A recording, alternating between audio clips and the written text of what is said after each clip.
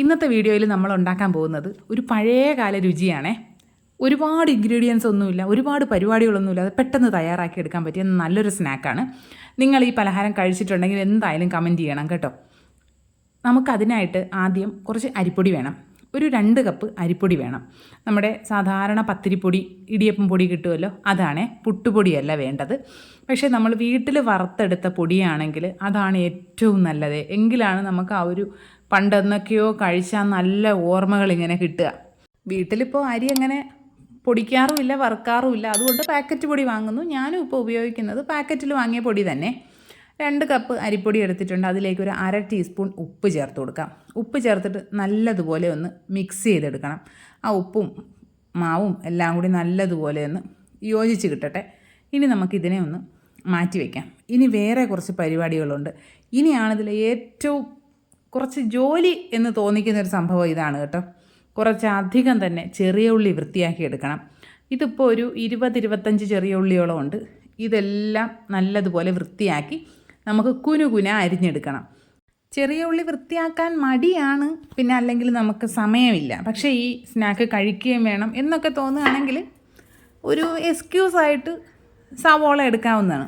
പക്ഷേ സവോളയും ചെറിയ ഉള്ളിയും ചേർക്കുന്നതിൽ രണ്ടും 2 ടേസ്റ്റാണ്. ചെറിയ ഉള്ളിയുടെ ടേസ്റ്റ് ഒരിക്കലും കിട്ടില്ല കേട്ടോ. ഇതുപോലെ നമുക്ക് വളരെ നൈസായിട്ട് വേണം അരിഞ്ഞെടുക്കാനായിട്ട്. പിന്നെ ഇങ്ങനെ അരിഞ്ഞെടുക്കാൻ മടിയുള്ളവരാണെങ്കിൽ ചോപ്പറിലിട്ട് ചോപ്പ് ചെയ്തെടുത്താലും മതി. പക്ഷേ ഇങ്ങനെ അരിഞ്ഞെടുക്കുമ്പോൾ കിട്ടുന്ന ആ ഒരു ടേസ്റ്റ് കിട്ടില്ല. പിന്നെ ചോപ്പ് ചെയ്തെടുക്കുമ്പോൾ ഒരുപാട് വെള്ളം ഉള്ളിയിൽ നിന്ന് ഇറങ്ങി വരും. അങ്ങനെയും ഉണ്ട് കേട്ടോ. പിന്നെ നമ്മൾ ഈ ഉള്ളിയൊക്കെ കട്ട് ചെയ്ത് കഴിഞ്ഞാൽ ഉടനെ തന്നെ നമ്മുടെ കത്തി കഴുകി വെക്കണം. ഉള്ളി, പിന്നെ ഈ പുളിയുള്ള ഐറ്റംസ് അങ്ങനെയുള്ളതൊക്കെ കട്ട് ചെയ്ത് കഴിഞ്ഞാൽ കത്തി അപ്പോൾ തന്നെ കഴുകി വെക്കണം. എങ്കിൽ മാത്രമേ മൂർച്ച നിൽക്കുള്ളൂ. ഇല്ലെങ്കിൽ പെട്ടെന്ന് കത്തിയുടെ മൂർച്ച പോയി കിട്ടും. ഇനി നമുക്ക് മറ്റൊരു ബൗളിലേക്ക് കുറച്ച് തേങ്ങ ചേർക്കണം. ഒരു മീഡിയം സൈസ് വലിപ്പത്തിലുള്ള ഒരു തേങ്ങയുടെ പകുതി മുറി തേങ്ങ ചിരകിയതിനെയാണ് എടുത്തിരിക്കുന്നത്. അതിനെ ഒരു ബൗളിലേക്ക് ചേർത്ത് കൊടുത്തിട്ട് നമ്മുടെ ചെറിയ ഉള്ളി മുഴുവൻ ഇതിലേക്ക് ചേർത്ത് കൊടുക്കാം. എന്നിട്ട് നമ്മുടെ കൈ വെച്ച് നന്നായിട്ട് ഞെരടിയെടുക്കുക. ഞെരടിയെടുത്ത് ആ ചെറിയ ഉള്ളി നല്ലതുപോലെ അങ്ങ് അലിയണം.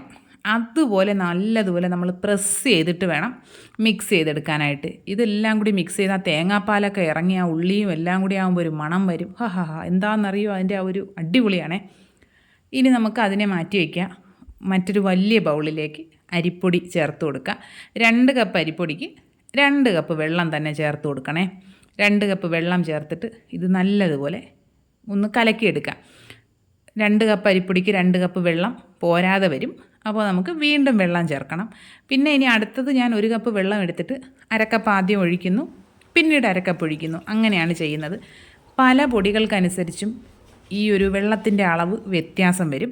അപ്പോൾ ആദ്യമേ നമ്മളുള്ള വെള്ളം എല്ലാം കൂടി ഒഴിച്ച് കുളമാക്കരുത്. കുറേശ്ശെ വെള്ളം ഒഴിച്ച് വേണം മിക്സ് ചെയ്യാനായിട്ട്.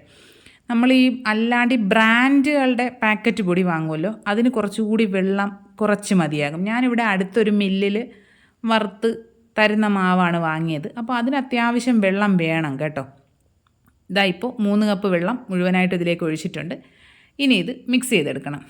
ഒരുപാട് കട്ടിയുള്ളൊരു ബാറ്ററുമല്ല, എന്നാൽ ഒരുപാട് ലൂസായിട്ടുള്ള ബാറ്ററുമല്ല.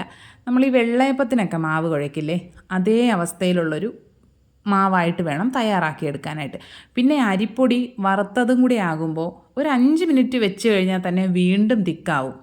അപ്പോൾ അതിനനുസരിച്ച് നമ്മൾ ഈ ബാറ്റർ ഒന്നുകൂടി ഒന്ന് ലൂസാക്കി എടുത്താൽ മതി. പക്ഷേ നീർദോശയുടെ ബാറ്റർ പോലെ ഒന്ന് ലൂസാക്കി എടുക്കുകയേ ചെയ്യരുത്.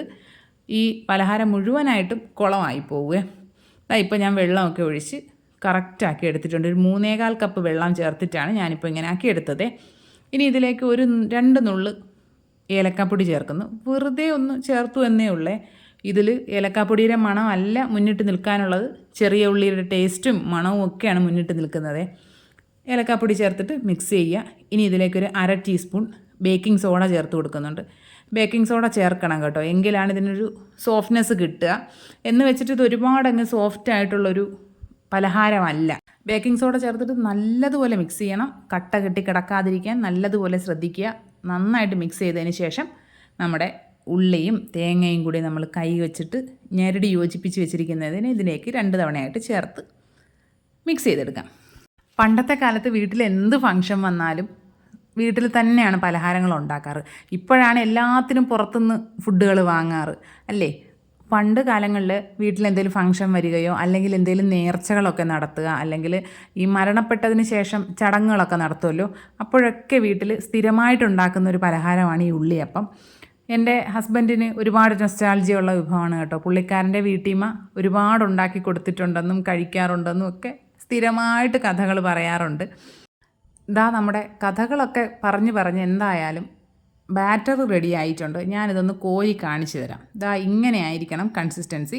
ഒരുപാട് തിക്കും അല്ല, എന്നാൽ ഒരുപാട് ലൂസും അല്ലാത്ത നല്ലൊരു കൺസിസ്റ്റൻസിയിലാണ് നമ്മൾ ബാറ്റർ തയ്യാറാക്കി എടുക്കുന്നത്. ഇനി നമുക്കിതിനെ ചുട്ടെടുക്കുക എന്ന് വെച്ചാൽ നല്ല അത്യാവശ്യം നല്ല കട്ടിയുള്ള നോൺ സ്റ്റിക്കിൻ്റെ തവ എടുക്കുക. ഇല്ലെങ്കിൽ ചെറിയ നല്ല അടി കട്ടിയുള്ള ഓട്ടുരുളികളൊക്കെ ഉണ്ടാവുമല്ലോ, അതാണെങ്കിലും കുക്ക് ചെയ്യാൻ അടിപൊളിയാണ്. നന്നായിട്ട് ഒന്നുകിൽ വെളിച്ചെണ്ണ അല്ലെങ്കിൽ നെയ്യ് തേച്ച് കൊടുത്തിട്ട് പാൻ നല്ലതുപോലെ ചൂടായി കഴിയുമ്പോൾ ഫ്ലെയിം കുറച്ചിട്ടിട്ട് ബാറ്റർ ഒഴിച്ചു കൊടുക്കണം. ബാറ്റർ ഒഴിക്കുന്നതിന് മുൻപ് നന്നായിട്ട് അടി ചേർത്ത് ഇളക്കി മിക്സ് ചെയ്തിട്ട് വേണം ഇതിലേക്ക് ഒഴിച്ചു കൊടുക്കാനായിട്ട്. നമ്മളൊരു വട്ടയപ്പമൊക്കെ ഉണ്ടാക്കിയെടുക്കില്ലേ, ആ ഒരു തിക്നെസ് വേണം കേട്ടോ.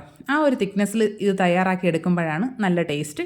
അടച്ചു വയ്ക്കുക. അടച്ചു വെച്ചതിന് ശേഷം ഒരു ലോ ടു മീഡിയം ഫ്ലെയിമിലാക്കി വെച്ച് കൊടുക്കാവുന്നതാണ്. 20 മുതൽ 25 മിനിറ്റ് വരെ ആകുമ്പോൾ കുക്കായി കിട്ടും. തുറന്ന് നോക്കിയിട്ട് നമ്മൾ എന്തെങ്കിലും വെച്ചൊന്ന് കുത്തി നോക്കുക. ഒരു 5-6 സ്ഥലത്തൊന്ന് കുത്തി നോക്കുക. അതിൽ പറ്റി പിടിക്കുന്നില്ല എന്ന് ഉറപ്പാക്കിയതിന് ശേഷം നമുക്കിതിനെ ആ മുകൾ ഭാഗം കൂടി ഒന്ന് ചെറുതായിട്ടൊന്ന് കളർ മാറ്റി എടുക്കാനായിട്ടൊന്ന് മറിച്ചിട്ട് കൊടുക്കാവുന്നതാണ്. അടിയിൽ പിടിക്കുമോ എന്നുള്ളൊരു പേടി കാരണം ഞാനൊരു പഴയ ഒരു തവ അടിയിൽ വെച്ചിട്ടുണ്ടായിരുന്നു. ആ തവ ഒന്ന് ക്ലീൻ ചെയ്തതിന് ശേഷം അതിലേക്ക് തന്നെ ഇതിനെ ഒന്ന് കമഴ്ത്തി കൊടുക്കുകയാണ് ചെയ്യുന്നത്. ആ തവയിലും കൂടി കുറച്ച് നെയ്യൊന്ന് ബ്രഷ് ചെയ്യുന്നുണ്ട്. ഇനി അതിലേക്ക് കമഴ്ത്തി കൊടുത്തതിന് ശേഷം ഇതിന് മുകൾ ഭാഗത്തും കുറച്ച് നെയ്യൊന്ന് ആ ഒരു ബ്രഷ് വെച്ച് തന്നെ ഒന്ന് സ്പ്രെഡ് ചെയ്തെടുക്കുന്നുണ്ട്. എനിക്കിതുപോലെ 2 എണ്ണം തയ്യാറാക്കി എടുക്കാനുള്ള ബാറ്റർ ഉണ്ടായിരുന്നു.